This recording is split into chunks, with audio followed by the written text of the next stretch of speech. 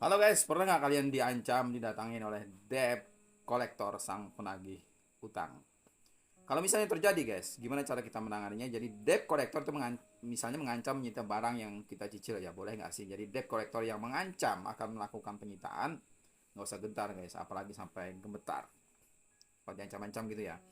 Karena debt collector yang mendapat kuasa dari kreditur untuk menagih utang itu tidak boleh menyita paksa barang-barang yang sudah kita cicil gitu ya, yang menjadi utang kita walaupun. Karena guys, pada prinsipnya itu penyitaan barang-barang milik debitur milik kita ya, yang terjadi wan prestasi hanya bisa dilakukan atas dasar putusan pengadilan. Tapi bagaimana jika debt collector kemudian debt collector tadi yang datang ke rumah kita tetap menyita, atau bahkan misalnya tuh dengan secara paksa itu merebut barang-barang yang kita cicil itu, atau keluarga kita secara melawan hukum. Nah, ini tentu saja sering terjadi konflik ya. Tapi di video kali ini kita akan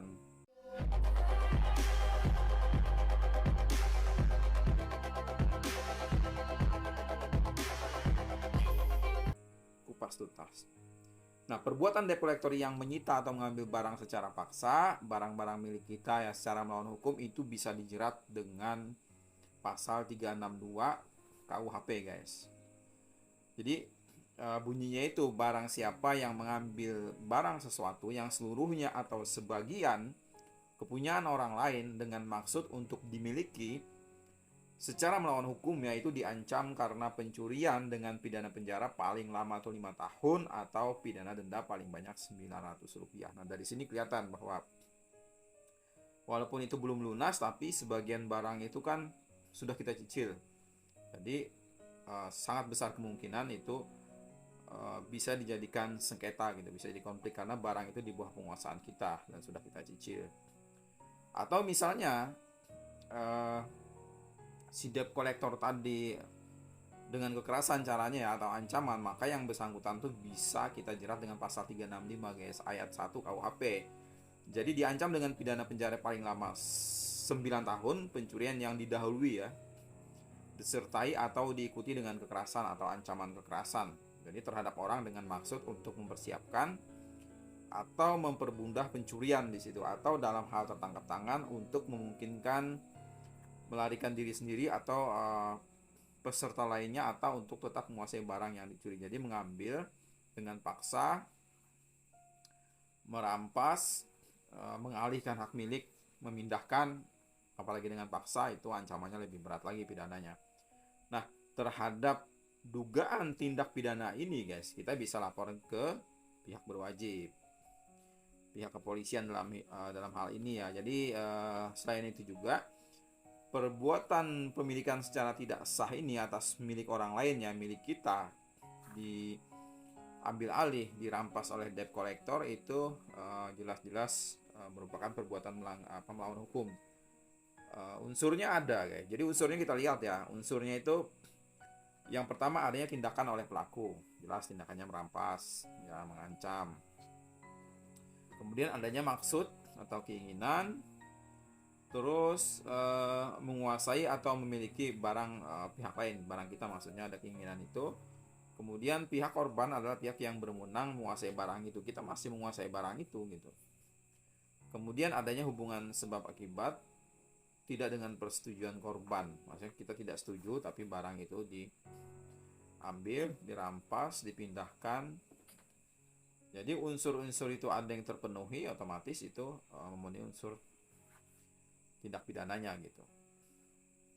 Nah, bentuk intervensi dari pemilikan secara tidak sah atas milik orang lain diantaranya adalah pengambil alihan kepemilikan atas barang milik orang lain tadi, tidak mau mengembalikan barang orang lain, sudah diambil nggak mau dikembalikan lagi. Kemudian memindahkan barang orang lain ke tempat lain, nah dari rumah kita dipindahkan keluar gitu dengan paksa, dengan tekanan. Nah, ini sudah memenuhi unsurnya juga. Kemudian memberikan barang orang lain kepada pihak ketiga, sama memenuhi unsur juga.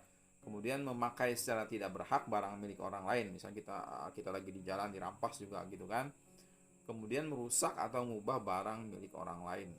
Ini unsur-unsur yang harus terpenuhi, unsur-unsur yang bisa memenuhi unsur tindak pidananya, perbuatan melawan hukum.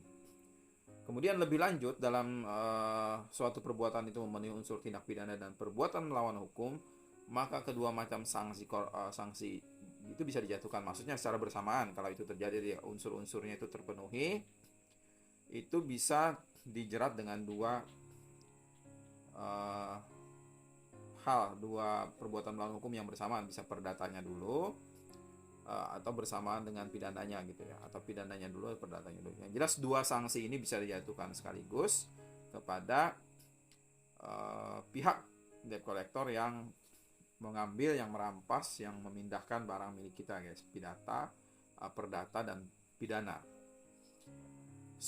Dengan demikian, atas kerugian yang dialami akibat perbuatan debt collector mengambil dengan paksa tadi, menyita ya, atau mengambil secara paksa barang-barang milik kita atau debitur secara melawan hukum, itu kita bisa ajukan gugatan perdata perbuatan melawan hukum dan juga tindak pidananya tentunya. Demikian guys, ulasan kita, review kita terkait dengan kalau misalnya boleh nggak sih debt collector itu mengancam menyita barang yang itu kita cicil ya. Kita sebagai debitur, kita memiliki barang itu walaupun masih cicilan, boleh nggak sih mereka menyita dengan ancaman? Ini termasuk perbuatan melawan hukum. Terima kasih, tetap pantengin terus channel ini. Jangan lupa tetap like, share, komen, dan subscribe. Kita akan berjumpa terus nanti di video berikutnya. Ciao.